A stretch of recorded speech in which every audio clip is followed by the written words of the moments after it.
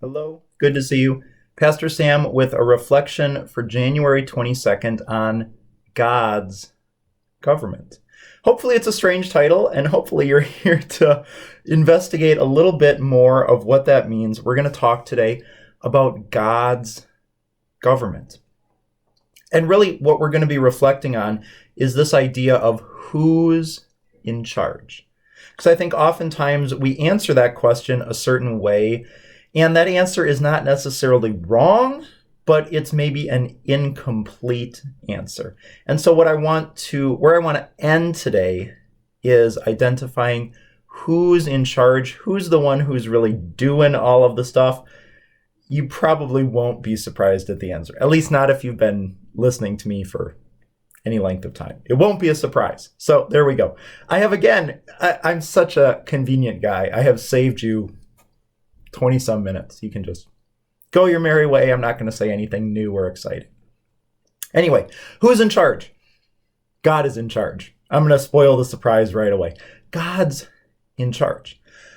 We ought never to forget this. When things seem like they're spiraling out of control, and not just because of changes in government, not just because of events which have occurred this past week within our nation, in the many different ways, when natural disasters occur, when there are riots and killings and all kinds of terrible stuff, when it looks like this world is spinning out of control, somebody is still firmly in control. God is still in control of this world. It's his world. It's his world. He made it. He decides how it's going to work. What I want to do, and I don't necessarily do this for my reflections, but we're going to, again, reflect upon the nature of this series, a passage from Romans 13, because I think that it helps to speak very strongly to our own situation, especially in light of this week.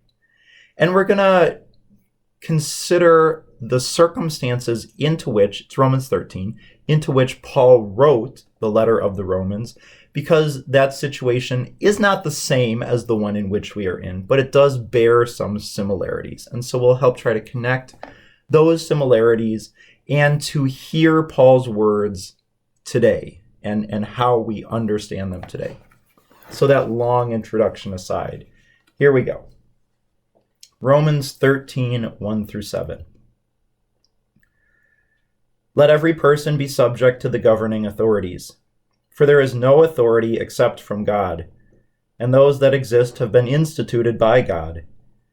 Therefore, whoever resists the authorities resists what God has appointed, and those who resist will incur judgment. For rulers are not a terror to good conduct, but to bad. Would you have no fear of the one who is in authority? Then do what is good, and you will receive his approval. For he is God's servant for your good. But if you do wrong, be afraid, for he does not bear the sword in vain. For he is the servant of God, an avenger who carries out God's wrath on the wrongdoer. Therefore one must be in subjection, not only to avoid God's wrath, but also for the sake of conscience. For because of this you also pay taxes, for the authorities are ministers of God, attending to this very thing. Pay to all what is owed to them, taxes to whom taxes are owed, revenue to whom revenue is owed, respect to whom respect is owed, honor to whom honor is owed.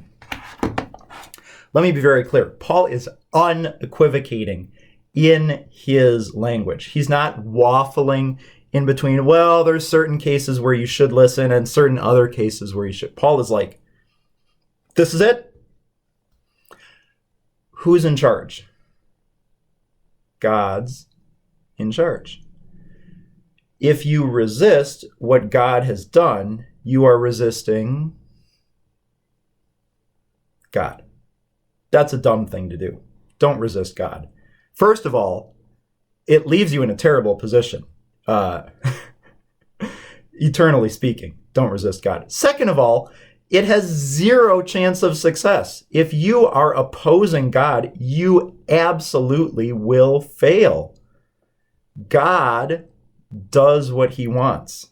God always does what he wants. God only does what he wants.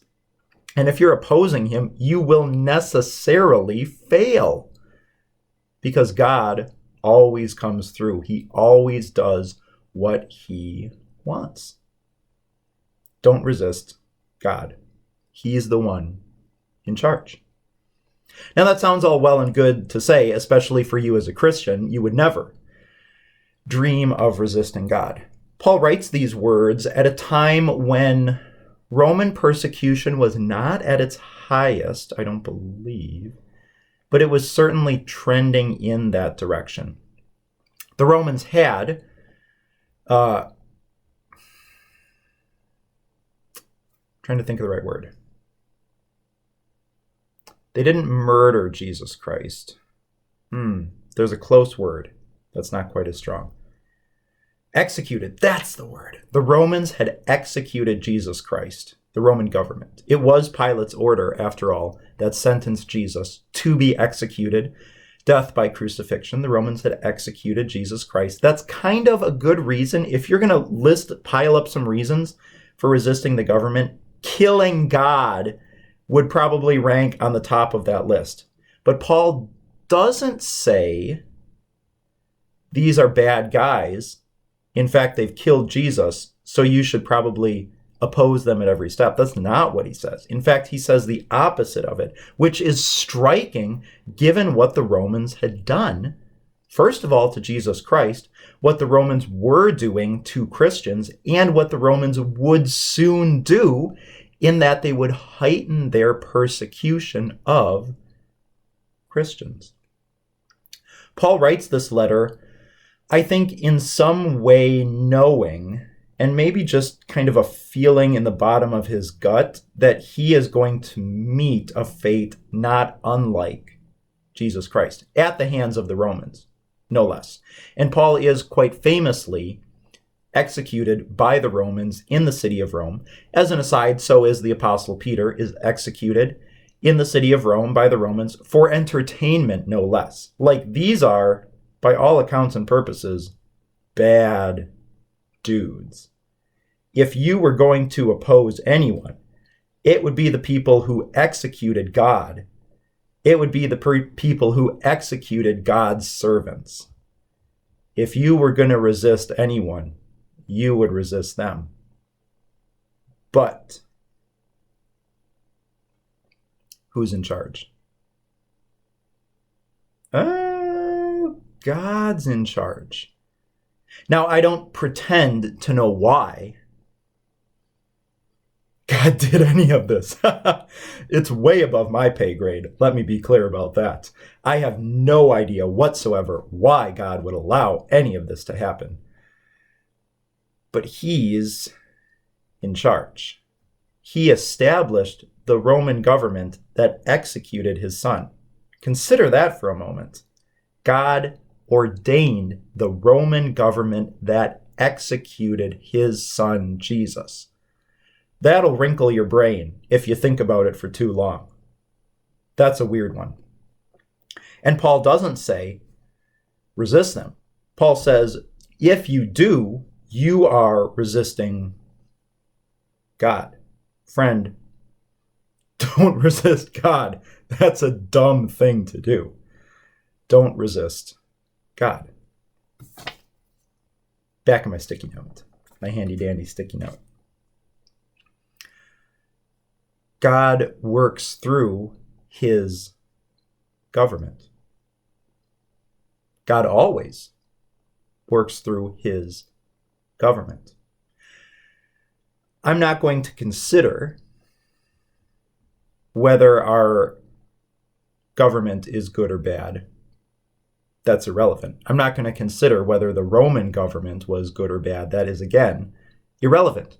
Paul doesn't say if the government is good, then you should follow them, and if the government is bad, then you should oppose them. Paul says, submit to the governing authorities, because that is necessarily submission to God. which you as a Christian should be all about doing. You should be all about listening to God, follow him, submitting to what he says. That's like what Christianity is following God, trusting him to do good, trusting God to do right, trusting him to do what's in your best interest, even, especially when it looks completely the opposite, when it looks like things are spiraling out of control. That is when faith kicks in. That's when faith is at its best, should I say? Because it's easy to trust God when the sun is shining and everything's going your way and the world agrees with you. That's easy to trust God.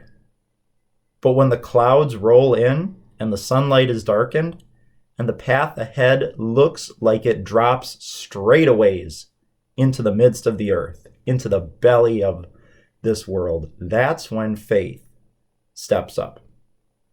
That's when faith causes you to put the next step in front of it and to keep walking the path. Right? When our government is cheerful, you don't need faith. You can get by. But whether our government should be good or bad, right or wrong, is irrelevant.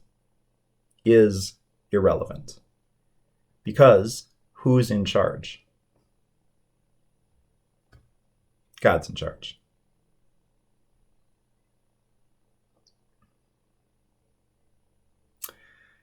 Doubtless, you will quote to me in Acts, low teens, I think, where Peter, I believe it is, says we should follow God and not man.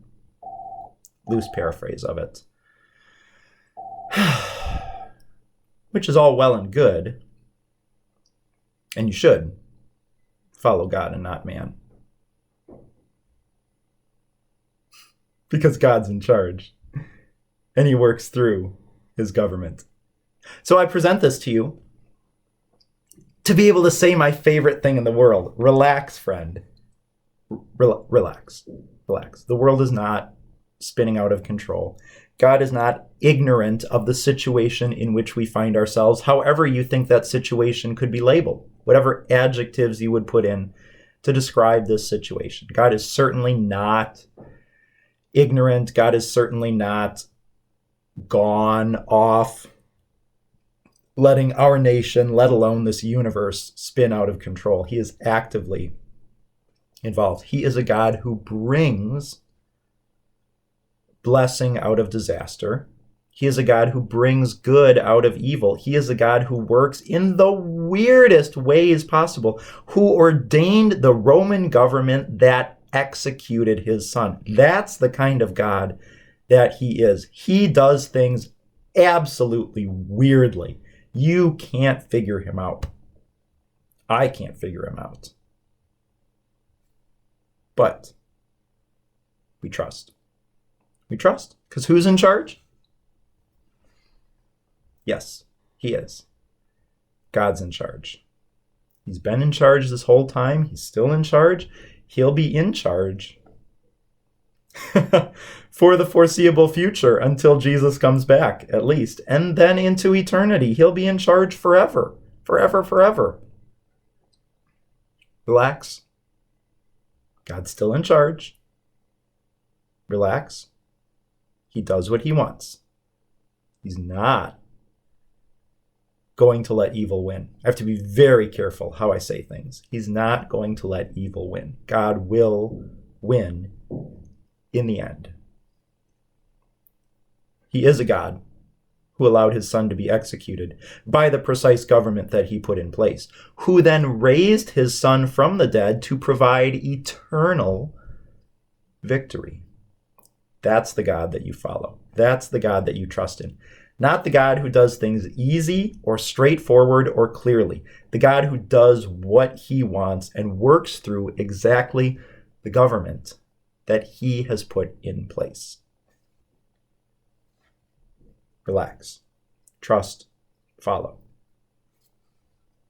God's peace. I'll see you next time. Oh, I realize this was supremely unsatisfying. Most things in life are.